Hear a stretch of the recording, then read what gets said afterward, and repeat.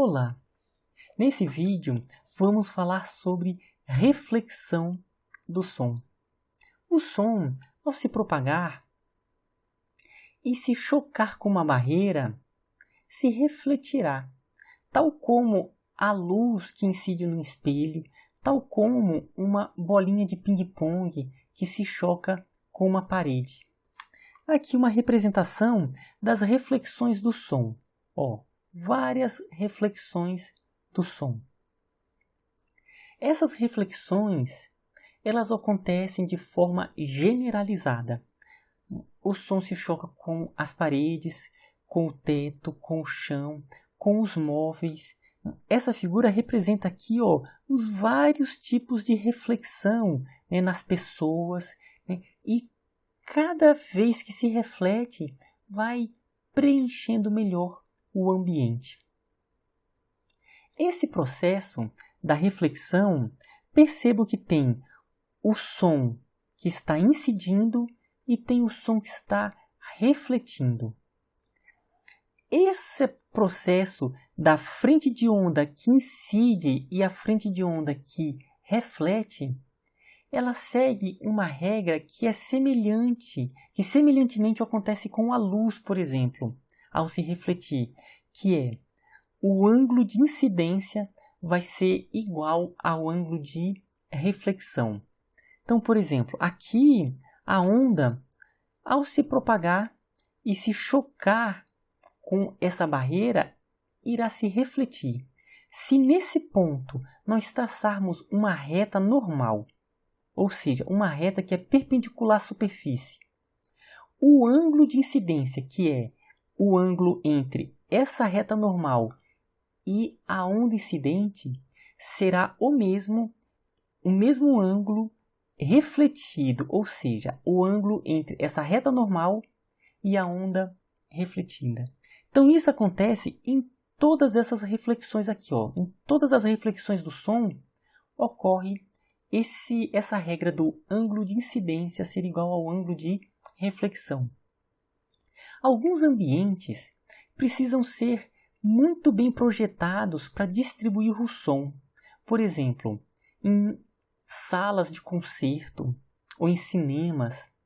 Então é muito comum ter estruturas, superfícies, para que as reflexões sejam as mais variadas possíveis, para que o som ele preencha o ambiente. Então existem nessas superfícies curvas para que o som, ao refletir, ele se reflita, preenchendo os ambientes. Aqui todas essas irregularidades no teto, isso tudo é estudado exatamente para que o ângulo de incidência seja alterado e consiga preencher o ambiente. Quando eu falo o ângulo de incidência ele ser alterado, porque cada ponto que ele incidir,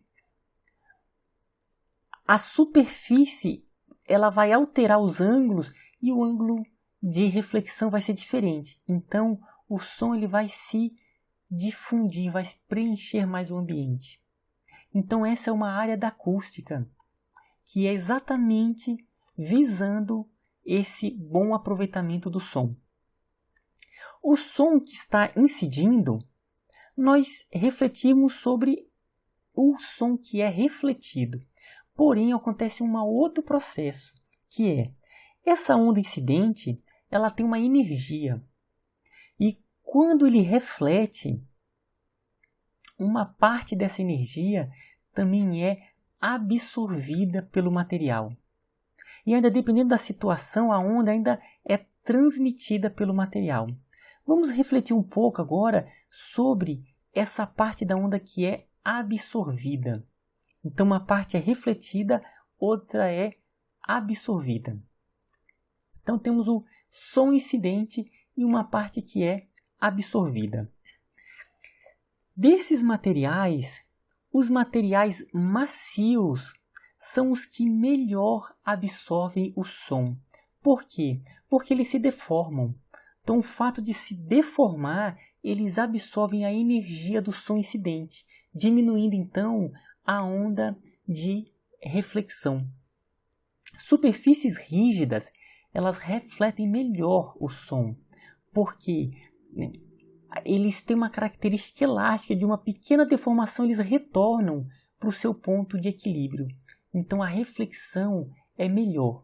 Quanto maior a deformação, mais absorção da energia incidente e menor a energia de reflexão. Alguns ambientes eles são projetados exatamente para absorver o máximo possível o som.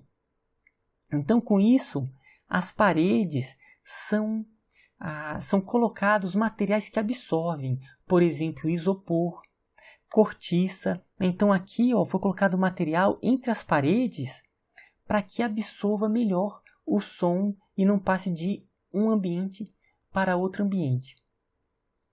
Na natureza, existem mariposas, por exemplo, que a penugem dela, elas têm uma penugem muito grossa. Por quê?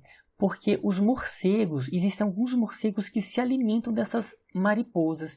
E o morcego, ele se localiza pelo som que ele emite, que reflete, e ele consegue, pela reflexão, ele consegue ter uma noção do ambiente. Então essas mariposas, pela sua penugem grossa, ela diminui a reflexão do som, de modo que dificulta o morcego encontrar essas mariposas. Tudo bem? Então, até a próxima.